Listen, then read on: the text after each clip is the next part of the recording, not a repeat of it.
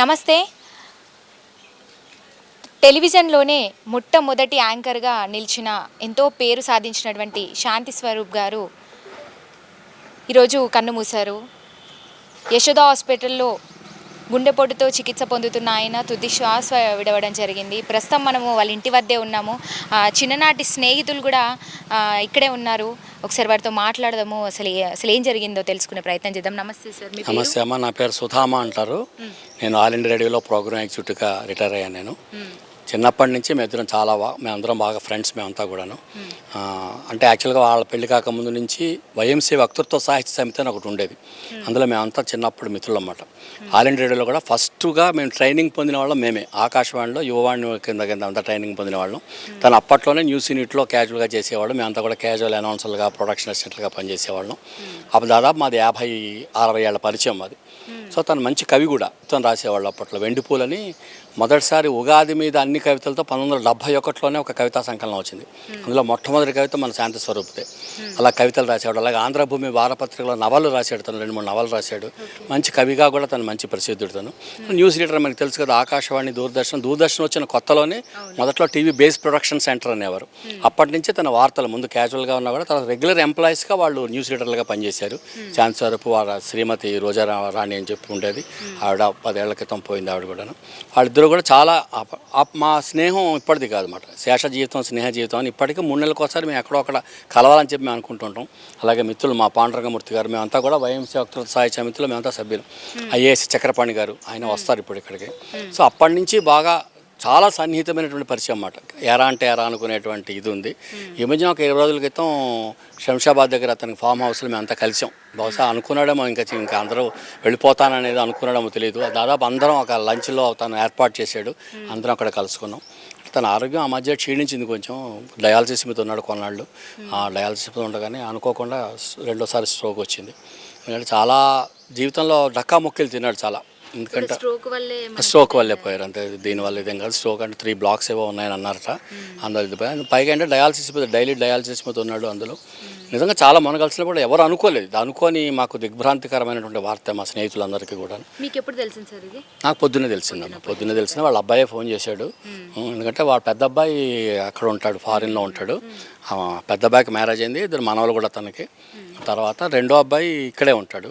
అతనికి మ్యారేజ్ అవ్వలేదు. అది కొంచెం దిగులు ఉండేదో మనకు తెలియదు, కానీ కొంచెం ఇదిలో ఉండేవాడు. కానీ ఏంటంటే చాలా చాలా గొప్ప స్నేహశీలి, అందరితో ఇదిగా ఉండేవాడు. మాకు శాంతి స్వరూప్ అంటే మిత్రులను తెలుసు, కానీ వాళ్ళ ఇంటి పేరు జయంతి శాంతి స్వరూప్ అని, వాళ్ళ అమ్మ పేరు తాయారమ్మని ఇప్పుడు తెలిసింది నాకు కూడా యాక్చువల్గా. అలాగా అంత క్లోజ్గా మేము ఇది గడిపినటువంటి ఇది. కాబట్టి అంటే అది మర్చిపోలేము. చాలా బాధాకరమైన విషయం. ఎందుకంటే ఒక జ్ఞాపకంగా ఉండిపోయాడు. ఇంకా అంతకంటే ఏం లేదు. నా పేరు పాండురంగమూర్తి అమ్మ. మేము వీళ్ళు యాక్చువల్లీ చిక్కడపల్లిలో ఉండేవాళ్ళము. దాదాపు 60-65 సంవత్సరం 1965-67 నుంచి తెలుసు. ఆల్మోస్ట్ నేబర్స్, దగ్గరలోనే ఉండేవాళ్ళము.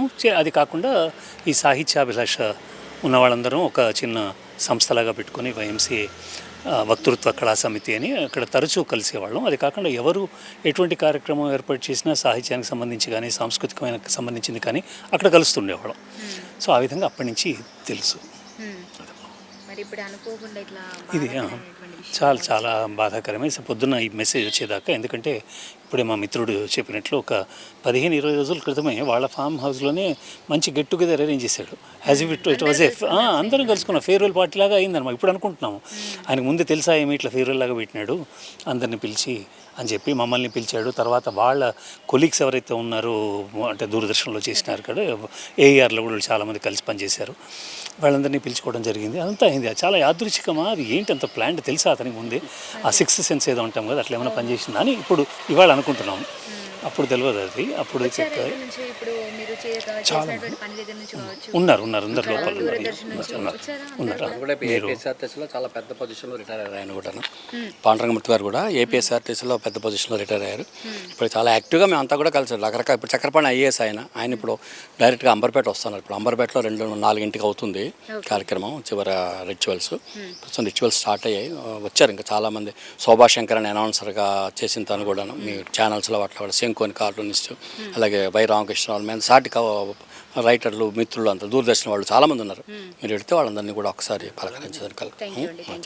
ప్రముఖ తెలుగు న్యూస్ యాంకర్ శాంతి స్వరూప్ కన్నుమూశారు. గుండెపోటుతో చికిత్స పొందుతూ హైదరాబాద్ యశోద ఆసుపత్రిలో తుది శ్వాస విడిచారు. దూరదర్శన్లో వార్తలు చదివిన తొలి తెలుగు యాంకర్, ఇప్పటి న్యూస్ రీడర్లు ఎందరికో గురువు. 1978లో న్యూస్ చదవడానికి జాబ్లో చేరిన ఆయనకు వార్తలు చదివేందుకు 1983 వరకు వేచి చూడాల్సి వచ్చింది. ప్రాంప్టర్ లేని సమయంలోనే తప్పులు లేకుండా జాగ్రత్తగా ఆయన వార్తలు చదివేవారు. 2011లో పదవి విరమణ చేశారు. ప్రస్తుతం మనం వాళ్ళ ఇంటి దగ్గరే ఉన్నాము. ప్రముఖులంతా కూడా విచ్చేస్తున్నారు. ఒక్కొక్కరుగా కూడా విజువల్స్కి అటెండ్ అయ్యి ఇదంతా కూడా చివరిసారిగా ఒక్కసారి ఆయనని చివరి చూపు చూసుకునేందుకు కూడా ప్రముఖులంతా కూడా ఒక్కొక్కరు కూడా వచ్చి విజిట్ చేస్తున్నటువంటి సందర్భం. ప్రస్తుతం మనం ఇంటి దగ్గరే ఉన్నాము. ఒకసారి లోపలికి వెళ్దాము. లోపల కార్యక్రమాలు కూడా జరుగుతూ ఉన్నాయి. అదేవిధంగా ఈరోజు 4 గంటలకి కార్యక్రమాలు కూడా పూర్తి అయ్యేటువంటి అవకాశాలు ఉన్నాయి. పూర్తిగా కంప్లీట్ అవుతాయని కూడా చెప్తున్నారు. ఒకసారి లోపలికి వెళ్దాము. గుండెపోటుతో చికిత్స పొందుతూ హైదరాబాద్లోని ఒక ప్రైవేట్ ఆసుపత్రిలో ఆయన తుది శ్వాస విడిచారు. శాంతి స్వరూప్ తెలుగు ప్రేక్షకులకు బాగా సుపరిచితులు. ఆయన తెలుగులో వార్తలు చదివిన తొలి యాంకర్ కావడం విశేషం. ఇప్పటికీ తెలుగు న్యూస్ రీడర్లు ఎంతోమందికి ఆయన గురువు. 1978లో న్యూస్ చదవడానికి జాబ్లో చేరిన ఆయనకు వార్తలు చదివేందుకు 1983 వరకు వేచి చూడాల్సి వచ్చింది. 2011లో ఆయన పదవి విరమణ చేశారు. 3 దశాబ్దాల క్రితం మనకు కనీసం టెలిప్రాంప్టర్ కూడా లేదు. అందువల్లనే అప్పట్లో స్క్రిప్ట్ పేపర్లనే బట్టి మరీ వార్తలు చెప్పేవారు శాంతి స్వరూప్. ఆయన వార్తలు చదవడం ప్రారంభించిన 10 సంవత్సరాల పాటు అదే పరిస్థితి. టెలిప్రాంప్టర్ లేదు. తప్పులు జరగకుండా చాలా బట్టిపట్టి వార్తలు చదివేవాడిని. మిగిలిన వారు అందరూ భయపడ్డారు, ఎక్కడ తప్పులు చదువుతానోనని అంటూ ఒక ఇంటర్వ్యూలో చెప్పుకొచ్చారు శాంతి స్వరూప్ గారు. వార్తలే కాదు, ఆయన నుంచి రచయితగా కూడా పేరు తెచ్చుకున్నారు. ఆయన నవల భోపాల్ గ్యాస్ దుర్ఘటన మీద రాసిన రాతి మేఘం అనే నవల ఎంతో పేరు తెచ్చుకుంది. ఆ తర్వాత క్రికెట్ పైన క్రేజ్ అనే నవల, సతీ సహగమనాన్ని వ్యతిరేకిస్తూ అర్ధాంగిని అనే నవలలు రచించారు శాంతి స్వరూప్. హైదరాబాద్లో పుట్టి పెరిగిన శాంతి స్వరూప్ గారు చిన్ననాటినే తండ్రి, ఆ తర్వాత పెంచి పెద్ద చేసిన అన్నయ్య మరణించడంతో అప్పట్లో కుటుంబ బాధ్యతలన్నీ ఆయనపైనే పడ్డాయి. ఆ తర్వాత ఎన్నో కష్టాలు పడి మంచి యాంకర్గా పేరు తెచ్చుకున్న శాంతి స్వరూప్ 1980లో సహా సీనియర్ యాంకర్ రోజారాణిని జీవిత భాగస్వామిగా చేసుకున్నారు. వారికి 2 పిల్లలు. వారిద్దరూ ఐఐటి చేసి అమెరికాలో స్థిరపడ్డారు. కాగా ఇలా యాంకర్గా ఎంతో పేరు తెచ్చుకున్న ఈయన మరణ వార్త ప్రస్తుతం తెలుగువారిని కదిలిస్తోంది. ఎంతోమంది సోషల్ మీడియా వేడుకగా ఆయనకు నివాళులర్పిస్తున్నారు. తొలి తెలుగు న్యూస్ రీడర్ శాంతి స్వరూప్ మరణం తెలుగు ప్రజలను తీరని లోటుని ఆంధ్రప్రదేశ్ టీడీపీ చీఫ్ అచ్చెన్నాయుడు అన్నారు. శాంతి స్వరూప్ వార్తలు చదివితే చదివినట్లుగా కాక చెప్పినట్లుగా ఉండేవారన్నారు. దాదాపు 28 ఏళ్ల పాటు తెలుగు వార్తలను చదివి తెలుగు భాషకే వన్నె తెచ్చిన చిరస్మరణీయుడు శాంతి స్వరూప్ అని కొనియాడారు. టెలిప్రాంప్టర్ లేని రోజుల్లో కేవలం స్క్రిప్ట్ పేపర్ల ఆధారంగా వార్తలు చదివిన శాంతి స్వరూప్ నేటి యువతకు ఎంతో ఆదర్శనీయులన్నారు. శాంతి స్వరూప్ వార్తలు చదివితే అవి చదివినట్లు కాక చెబుతున్నట్లుగా ఉండేవని, అది న్యూస్ రంగంలో శాంతి స్వరూప్ ముద్ర అని చెప్పుకొచ్చారు. అలాంటి తెలుగు జాతి ముద్దుబిడ్డ శాంతి స్వరూప్ ఆత్మకు శాంతి కలగాలని, ఆయన కుటుంబ సభ్యులకు మనోధైర్యం ఇవ్వాలని భగవంతుణ్ణి ప్రార్థిస్తున్నానని అచ్చెన్నాయుడు పేర్కొన్నారు. ప్రముఖ న్యూస్ రీడర్ శాంతి స్వరూప్ గుండెపోటుతో కన్నుమూశారు. 2 రోజుల క్రితం ఆయనకు గుండెపోటు రావడంతో వెంటనే కుటుంబ సభ్యులు ఆయన యశోద ఆసుపత్రిలో తరలించారు. అయితే చికిత్స పొందుతూ శాంతి స్వరూప్ ఈరోజు తుది శ్వాస విడిచారు. శాంతి స్వరూప్ తెలుగులో తొలిసారి వార్తలు చదివారు. తెలుగు తొలి న్యూస్ రీడర్గా చెరగని ముద్ర వేశారు. దూరదర్శన్ పేరు చెప్పగానే అందరికీ గుర్తుకు వచ్చేది శాంతి స్వరూప్ గారు. పేరుకు తగ్గట్టుగానే మాటల్లో చేతల్లో ఆయన శాంతి స్వరూపుడే.